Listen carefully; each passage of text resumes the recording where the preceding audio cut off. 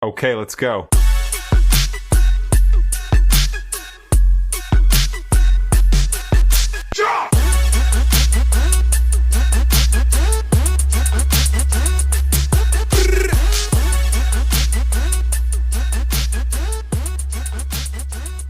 To start off, I told people I'm going to do this inspirational talk. I got a few, are you nuts? Well, clearly. So, and then why want to do that? Why would you want to do that? You're such a funny comedian. I say, yeah, I know, but it's time for the change. Oh no, you can't do that. You can't do that. And then I got this. Have you any idea how many motivational speakers there are? I said, there's But only not like one you. like me. Yeah. I talk about adversities that I've faced and how I've always used humor as a tool for resilience to get through. So, and the more I did it, the more I think, hold on, this is lekker. Yeah. It's lekker. And then I start telling people. So my talk basically, I tell people, dudes, big deal, bro. Laugh it off. You know, I resonate so much with your story, I think, but I resonate with it more from having watched my kid. Some horrific things happened to one of my daughters. Like, I don't know. unimaginable. It's her story. But if you want to know, it's on the over 18 channel. Subscribe now. Do you know what? She is the most resilient kid. But one day when she is ready, she will tell her story. Absolutely. But she was in the clinic and it was during COVID, and to watch my kid fight for her life, literally fight for her life That's it. in every way, shape or form. Well, as long as she's better now. Where are we now? 26. So she is 5.5 years, 5.5 years in recovery. So that's what I want to know from you. So you had this experience. How did it change you in terms of how you were relating to your kids, how you were relating to Sandy? Like, what was that internal process? It took all the pressure off my shoulders, knowing that I have a partner that's got my back. Right. It's just the way we went through some tough times. I remember my accountant. I got an accountant eventually. He was nice. The others they were only accounting for themselves. Right. If I told you. So this accountant says to me, "This is how much you owe SARS." And I was like, "Are you mad?" He said to me, "Dude, you have the capacity to pay this off quickly." And I thought to myself, this guy's got some faith in me. And he said to me, "I'm telling you, this is who you are, Paul. You can do this." And I did it. With Sandy's son. And various people, my mother-in-law, my father-in-law, they're cool. You know, they nice people. You know, a lot of my best friends, a guy called Glenn Crick, he helped me through a lot of nonsense. Shout out to Glenn. Thanks, Glenn. No, Glenn, he stays in Perth now. He's in Perth. Perth. Yeah. The other South Africa. Yeah, the other South Africa. He's a great guy. And actually, in my talk, I do a story about Glenn. Because one of the things I say in my talk, I tell people, listen to this. My talk is not telling you that everything in the world is funny and everything is a joke, because it's certainly not. However, no matter what situation you are in, if you take one step back, you can use humor to smooth it over. Yeah. We have dark humor in our Oh, are you serious? My brother said to me once, my brother said to me once, Baz, I don't understand why this cancer thing. And I said to him, why? But he says, because I was born in January.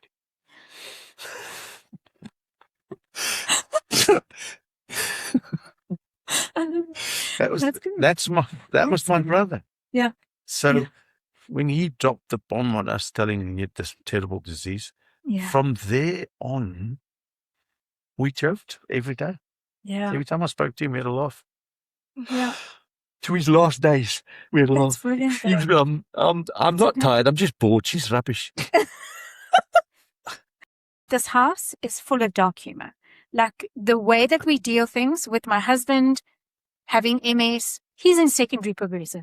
There's no going back. The man is actively dying. I'm like, I don't even know what secondary progressive is. oh, three Sounds like stages. sounds like a flippin' high school. My beautiful wife is this flippin' dark comedian. Are you a dark? No, she's not that dark. No, Sandy comes up with these earlers that are so funny, but unintentionally good. That are so, I crease up with laughter. And this week, last week she came up with a double whammy. It was a joke and then another. What was the joke? Sandy had to be there. I think we must do a podcast with Sandy next. Yeah, Sandy is a solid girl. She could probably play front row for the ring box. I've been there, bro. Can I tell you the funniest? No, she ADHD, I'm all over the place. It's fine. Tyler and his beautiful wife, Zelda, she's fantastic. They've got this stunning little kid now, okay, called Reese. RHYS. It's a Welsh, not yes. REECE. Okay. No. So, Sandy's got a sty in her eye, but it's non-contagious. It's not Jack at the moment is feeling a little bit run down, but it serves him right for lying in the road. Jack is feeling a bit run down, so he's not on top. So we're actually going to take him to the doctor just now and give him a vitamin B injection and all that stuff. So somehow Tyler said to me, "Oh, Zelna's having a hard time." I said, "Well, why doesn't Sandy come across and help?" No, you can't. You can't. Why not? Because of the germs. The germs. What? And I love Tyler and I love Zelna. And I basically said to Tyler, dude, you've got to let this oak get the germs. You need the germs to say, okay, germs, pull in. So we made something. I made something. That thing last night with Gavin was, it was so funny, wasn't it? I said, yeah, I know I change all over the place. Hey, this is who I am. If you don't like it, switch it off. But well, tell them, you just send a flow chart. Do you know what? My husband is ADHD autistic. So, like, do you know what I mean? Like, I have a son who's ADHD autistic. Both my girls are ADHD. No one knows what I am because I'm just the one that corrals. It's like herding cats. Like, so anyway, so I said to Tyler, dude, you need to introduce germs to this oak. And he said, no, Dad, but this, and the pediatrician does that. And I said, Blue, the pediatrician does that, Kak, to make another appointment, to make more money. Let's get real. So then he said, yeah, but Dad, how do you know? And I said to him, I have some experience. There are 6 of these eggs. So, yeah, I don't know what we were talking about. That's the way it is. The way we got there was the fact that I asked you how your parenting has changed. Oh, that's exactly. Because of because my kids and Jack now, I've learned through many years, I would scream and shout at the other kids, but that was like 30 years ago. Do you know what I'm saying? Yeah, because Tyler's 34. Yep. Now, I've never, ever, ever had to give Jack a clipper on the ear. Never, ever. I think I've raised my voice at Jack to him probably 10 times in his 16 years. Right. Times have changed. It's a different world we live in, but we've evolved to that. Yeah. And my boy, Jack comes with me to shows. There could be 10 people or there could be 10,000 people. Jack walks on the stage like it's in his lounge, bro. Hi, how you doing? Brilliant. Everybody happy? Put your hands together. Yeah. That's how Jack is. Since he was how old? 8. So that's a difference in the parenting style. It's more, okay, make it happen, bro. That's what you got to do. Is there a deeper understanding just in terms of, because, so from my perspective, if I look at my kids, the world is changing so fast all the time. Too fast. And I mean, my kids were born like 2003 and 2006. So not that long ago, but from the time that they were born to now. She's very efficient, this woman, because she's got 3 kids, but they were only born on 2 days. I don't know how. Of twins. I've worked that one out. To the shortcuts. One of them, they could have been triplets, and one of them might have been born again. Jeez, God, no. Here's the thing. Jack is at this level in time. He calls adults on their name. Okay. Yes. Because that's where we are in the world at For this sure. moment in time. Yeah. However, there's ways to call an adult on their name. You can do it respectfully, Yes. or you can do it like a dickhead. Yeah. Do you know what I'm saying? Can I say dickhead here? You I can. don't know if I'm allowed to say dickhead. He's allowed to Can I? say dickhead. He Okay. can do it. So my older boys, particularly Robin and Tyler, when they hear Jack talking to somebody first name, they are horrified because they grew up in that time. Yeah. And we South Africans, it's uncle and auntie. For sure. I was 76, so I also grew up There we with an go. auntie. You don't look 76. You look good. Thanks. So It's that's new the breed. time has changed. So therefore, parenting skills have changed. Can you believe I knock on my son's door before I go in his room? It's valid. No, but I'm saying Our parents I knew knock. Are you okay, bruh? Cool. Okay. Are you sweet? No, I'm a lekker dad. Okay, bye. Boom. That's before I would go in. Yeah, you got to do this. You got to do that. Yeah, You got to yeah. do that. For sure. So we're lucky in the fact that young Jack is self-motivated in a Mm. big way. Mm. So times have changed. They Times have. have changed. And Robin's got this big thing. Oh, Dad, when we were young, and I said, but when you were young, color TV was still black and white there. So, Can I tell you something? Do you know, Anthony, I wish I had known him when he was, I actually probably did, because our story's a little bit kringennieuws. Do you know what I mean? It's a little bit ingewikkeld. But so when Ant was little, he went to his mom the one day and he said, Mom, when did the world change to color? So she said, what? So he said, because before, Mom, it was in black and white. Because on the TV there they show it was in, when did it become color? that's a brilliant. That's innocence, eh? Yep. He was, I mean, he maintains that innocence. He maintains that innocence. I would say some stupid things as well. What do you mean? What do you mean you say some stupid things? All the time. Do you know I can't read? You can't read? I can read, but I can't read. You said you were dyslexic. My daughter's dyslexic. I'm more than that. Okay. So, I've got no interest whatsoever in reading. And back in the day, then my father was saying to me, you're going to be illiterate. And I would say to him, what is illiterate, Dad? yeah. No, you're going to be illiterate. You've got to learn to read. You must be learn. I mean, there was this thing. You have to read at least 10 books a year. I remember that. Really? Mm. Why? I'll tell you the books I've read. The first book I read ever was a book called The Day of the Triffids. It's a long story, but it was like a science fiction type thing. And I loved it. Then I read this book called King of Clubs. It was a sort of story about this guy called Les Dawson, how he struggled in the British clubs and all that stuff. But his backstory, okay, he had a mother-in-law that was totally dominant. Familiar. And I was thinking, hold on. And I read that book 4 times or 6 times, I can't remember. And for some obscure reason, I read Valley of the Dolls because it interested me about why these people are taking drugs and shit like that. That's it. And people would say to me, what do you mean you don't read? Well, I don't read. Why do I need to read? Therefore. When I met Sandy, she used to read 3 books at the same time. Valid. Hey, Seth? Easy. 3 books at the same time. Valid. Not 3 like this, but like 3. Okay, Yeah, stop. I understand. But I love audiobooks. Yeah. So Yeah. there's a thing. Yesterday we were in the car, and I just changed my phone, and I'm chatting up this. What do they call it? The voice. The AI. Yes. Listen, dude, what's this and what's this and that? Now I can do this, I can do that, and the AI's come so good now. It's like a bloke speaking to you. Yeah. Or a female, or whatever you want. It's not so robotic. It's not so Like robotic. pauses And Sandy said, oh my gosh, that's so fantastic. And this in the phone goes like, oh, thank you, that was very nice. Sorry for the compliment. Two fans and more than it. It's working. It's true. And we laughed about that. I was just flipping out.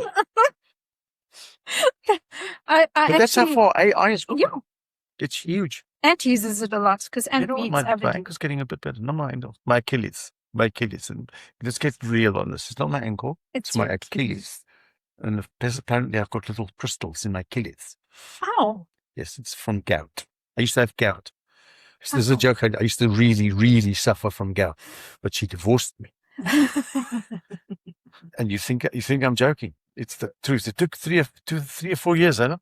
And then And I remember once we went to Kimberley, Sandy and I, were doing a gig, and I started getting gout in my hand somewhere here. So no, it's painful. by the end of the show, I couldn't hold the mic. So we had to ride around Kimberley at, I don't know what hour to try and find a flip. And I had to go to hospital, didn't I? Yeah, so. Gout is awful. It's painful, man. Oof. Jeepers. No. It's painful, but you know what? And then people, that used to get me. You got gout, too much red wine, too much red meat, too much beer. And I'd say, well, I don't drink. So keep your opinions to yourself. That's so. I'll Where are into you this- now? Like, how is? where am I now? Go on, you see, I'm cool, man. But how's your mental health now? Perfect. Are I like, you no, it's not perfect. It's an A+. an A+? What does that mean? Because I'm cool. Cool as in I wake up in the morning, Yes, I feel like living, life is good. yes. Okay. And finding your way back The to best that. thing is if you wake up in the morning. That's a positive start. Indeed. Indeed. So, yeah, finding your way back to that, you know. It takes a while. How's this weird thing on my brain works? Our boy really wants to be a professional athlete, right? And he really trains hard, and he really has this goal. Mm. So I was talking to myself, as you do, in the hotel room, and I thought, what would happen if I expire before he achieves that? Mm. And my other half said to me, you won't know about it. For And I sure. thought, shit, that's quite cool. It's the truth. So why worry About what has about happened that to shit? Yeah, I've started, I used to worry lots about stuff, and it was almost like the pressure. And you know, for years, because I had this really unstable marriage, I was always looking for other things to do, For sure. just in case. Yeah. So That that makes sense. cost me a few bob, but it's fine, you know. But now if I've got an idea, I run it past Sandy first. And I know that's not someone with a beaten husband. No. Only on Wednesday. She's- Wednesday. I just couldn't take it anymore. Wake up and I don't Well, it's Thursday today, so we're good. He's got a day off from the beatings. Okay. No, so Cute. it's just, yeah, I don't know what I've told it, but it doesn't really matter. It's just the way life has changed. I'm feeling good. Yeah. I'm an A+. I've got this brilliant psychologist Mm. who actually I make laugh. It's fantastic. And when you see your psychologist laughing at your stuff that just comes off the cuff, and she screams with laughter because she'll ask me a question and I'll go, "Tuff," Yes. and she goes, oh my gosh, She loves oh my that. gosh, she's brilliant. Yeah. So, how's this? When I'm starting to wobble, Yeah. Everybody's still in a denial mode, even when you out of it, even when you're fine. Yeah, for sure. So when I'm starting to wobble, I'm fine. Yeah. And the next thing I know, Sandy says to me at 2:00, this afternoon, you've got a call with my Lola. her name is Lola. Love that. I said to her the first time, I said to her, what is your name? She said, Lola. I said, I met you in a club down in you can ask her. And she looked at me first and she said, that's funny. So, but anyways, And what you're saying is that I can see an episode. Sandy can see an episode coming along. She phones Lola and it's like, but it's happening. Yes. Then I phone Lola, have a little chat. There's a big thing. I take my meds every day. Yeah. Okay. Yeah. At night as well. Morning, night, morning, night. Yeah. And when I've told some people about that, they say to me, how can you tell people you got to take meds? Oh, please. I said, bro, have you got blood pressure? Yeah, that's So meds. take the meds, please. That's what the meds are there for, China. Yeah. Except if you like Jason Bourne, when you've got a blue one and a green one. No, we don't want to You be open Jason. that sliding thing and Not there's only a today. blue one left, and then you're in trouble. Yeah. Then you've got to go to Thailand to schedule. That's Sandy's favorite. Did you take the meds willingly? Like, were you like, Yes. give me the drugs? I was them. taking I wanna be anything good. I could get over the counter. Okay. Copious amounts of stuff. Okay. And when I went to the clinic, the psychiatrist said to me, these meds you're taking are just so bad for you. Yeah. I was on sleeping tablets, but like you name it, I was on it. Bad. It would get so bad. If I'd forgotten to take my sleeping tablets with me on a gig, I couldn't sleep. That was just, I phoned Sandy, I can't sleep, can't talk. So anyway, so the Oak said to me, we've got to get you off these meds, but we'll do it slowly. Yeah. Here's the power of this. Yeah. I said to him, bro, throw those meds away. Give me my new meds tonight and I'll go with that. He said, we can't give it to you tonight, tomorrow. I said, sweet. And I slept. Because I was on the road to recovery. And he said, these are the meds you've got to take. Okay, cool, bro. Sweet. Yeah. And so it just shows how powerful your brain is. It is. Because when I eventually got to the clinic, I got there and then they gave me a few questions and all that stuff. Gave me my room and things. And then I was like, oh, wow. I'm so lucky because I'm here. Because a lot of the people that were there did not want, and they believed there was nothing wrong with him. I'm only here because my wife says I'm a nutcase. Wow. And then you think, oh, well. It's that stigma again, though. It's that stigma attached to mental health and people suffering. Like, we must keep it, it's private. We must keep it private. Tell people. But what I want to say is to have someone who's in the limelight, who has been around for a while, come out and say, this is the story. I was in trouble, Bubble, but I'm fine now. How can you ever be fine? You can't really be fine. If you're an alcoholic, and I didn't realize this, you are always an alcoholic. I didn't know that. I was watching one of these like police things. And it was like, he's a recovering alcoholic. And, and then the oak asked him, he says, no, you'll always be an alcoholic. I'm an alcoholic forever, but I've got to maintain it. And I thought, wow. So that's like having a little mental imbalance. And so you just got to take your tabs because now I can perform normally. There's I don't know. People take their tabs for the wrong things, I think, sometimes. Yeah. I don't know what we're talking about. It's fun. It's fun. Have you got the guest? Okay, I was a bit, but I'm not anymore. I'm sort of. You're stable. I'm stable. There's no horses there, but I'm stable. Yeah. So the thing is that once you accept that you're not perfect, accept that you're not the best looking person, accept that you haven't got lacquer hair or whatever, accept that you're a bit thick or whatever, accept that you can't do this and this and this and this, your whole world changes. Because my argument is this: why do you need to go to school? And there's school for people need school. Well, we're not dissing school. No, we're not dissing school at all. Yeah. But why do you need to go to school to learn this subject, this subject, this subject, this subject, this subject, maths and English? I'm using an example. Yeah. Maths you can use in your life. Yeah. English you can use in your life. The rest is on a computer. No, when I look up in the sky, and no disrespect to anybody out there, unless you want to be a geologist, do I really need to walk outside and go like, oh yes, there's a Stratocolumbus, yeah? We're going to, really? I know what that is. Yes. I mean, do you know what I'm saying? I mean, you can say, you walk out and say, in this very spot, in 1652, this guy from Holland stood here. And said, how's it? So, I got in trouble in school because we were Jan van Riebeeck all the time. And my schooling was like boring as because I was bored as. Yes. Okay. The teacher said to me, what did Jan van Riebeeck eventually end up as? And I said to him, Rickoffie.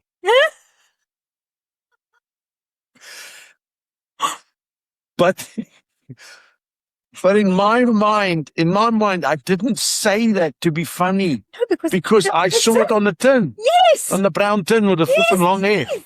He was on the tin. I still remember that. Yeah. You know, as is, my father-in-law is cool, but he's very old school. Okay.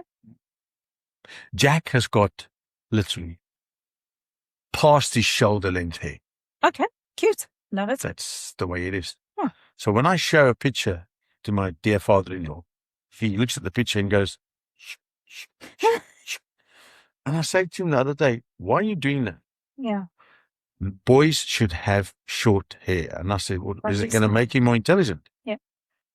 Is it gonna, what's it going to do? Mm. If you've got shorter hair, you think better and you do this. So I said, no, I said to him, is that why Jan van Riebeck messed up?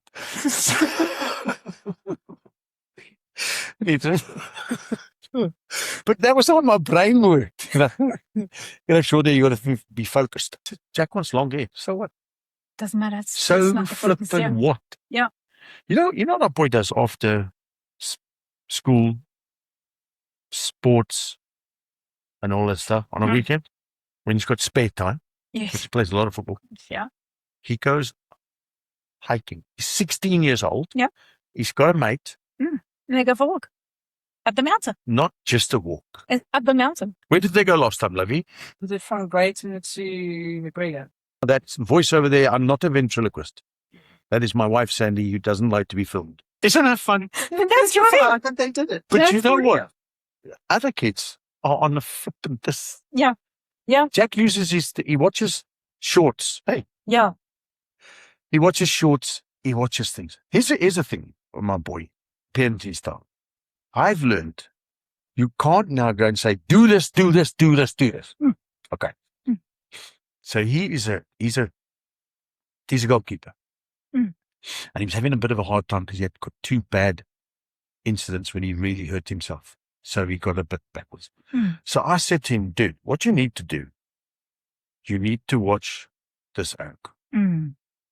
Okay, I won't remember. I know the guys. Oliver Kahn, his name is. You need to watch Oliver Kahn. The Oaks feared him. His players feared him. The opposing team feared him. Yeah. He wasn't bad. He was just aggressive. Yeah. Okay. Nah, I don't need to watch it. I said, okay. Leave it. Otherwise, before I would have said, you will watch it. So I said to him, if you don't watch it, it's fine. So we're talking somewhere a couple of weeks later, and I mentioned something. And Jack says to me, no. Oliver Kahn would have done this and this. So I said to him, how do you know? Did you? He said, I watched it. Nice. Now, isn't it? That's parenting style. Yeah. Back in the days, you will watch him and I want a full report on him. Yeah. So Jack watches it when it's his thing. He watches. He'll watch. Yeah. He's very lucky with him. I said, Yeah. he's very lucky. But we're also very lucky with the other boys, you know. Tyler, Robin, Jamie and Bradley and DJ and Tracy. I love them all. They're all got their own different vibes. So do they look at the way that you are parenting Jack and go, Yes. wow. When we were young, Listen, guys, come on. It's listen. 2026. I need to tell you, my dad, bless his cotton socks, I absolutely adore my dad, always have. But I literally, when I had kids and my dad, I looked at him, I said, excuse me, who are you? And what have you done with my dad? Yeah. Like, I don't even know where to start. I looked at him, I said, and this is not my dad. He became another person, so lovely, After you so had kids. carefree, so gentle. I was like, if I got hurt on the hockey field, I'd like look at my dad and go, there's no blood on. What's wrong with Yes. you? Now he's looking after his grandson. And I'll be like, but Dad, it's sore. He says, and yes, keep going. And I go, okay. So carry on going. The next time, yes, my knee's sore again, man. Yo, if I come off, I go, Dad, it's sore. There's nothing wrong with you. Play on. I said, okay, Dad. I come off, my knee is this thing. I dislocated the kneecap and then I whacked it back in. Anyway, it turns out I tore everything. Yeah. And then my dad went, but you'll be fine. It's fine. We go for operation. You'll be fine. You'll be That's fine. fine. You'll be fine. Listen, I was paralyzed. I was paralyzed from the waist down. You were? I was. For how long? I had a gymnastics accident. and I was paralyzed for 2 months. They said I would not walk again. I said, well, But you went to Enfield because you never walk alone. exactly. But I decided that that was not going to be my story. It just wasn't. So I you was made just, a play. I sat in that hospital, and my dad had instilled in me this fighter instinct. And I'm not saying that people, So you who just get willed injured- yourself better. I don't know what it was, actually, but in my brain, I do believe in miracles, and it was a miracle because they were adamant I was not going to walk again. And my pastor came to visit me every day, so much so that they actually started serving him lunch. And my headmaster came every day to teach me my subjects because wow. he would not allow me. It was grade 11. He would not allow me to. So what, you're in a wheelchair? And then, so you can't go to school. I'm coming to teach you. That's I brilliant. organized wheelchair races. I was like, if I'm going to be in this place, we're going to do this thing, right? We're going to have wheelchair races. We're going to do that. That's what we did. But I watched my dad with my kids, and there was still that, he still helped instill in my kids a resilience and a strength and But softer, but gentler. Do you know what, Sandy's mom? I love my mother. Daughter, love you. Smoke a stick. She will still phone up Sandy. Say, tomorrow is going to be this temperature. My dad. With that, make sure Jack is wrapped up. Yes. And Sandy says, Mom, thank you for that.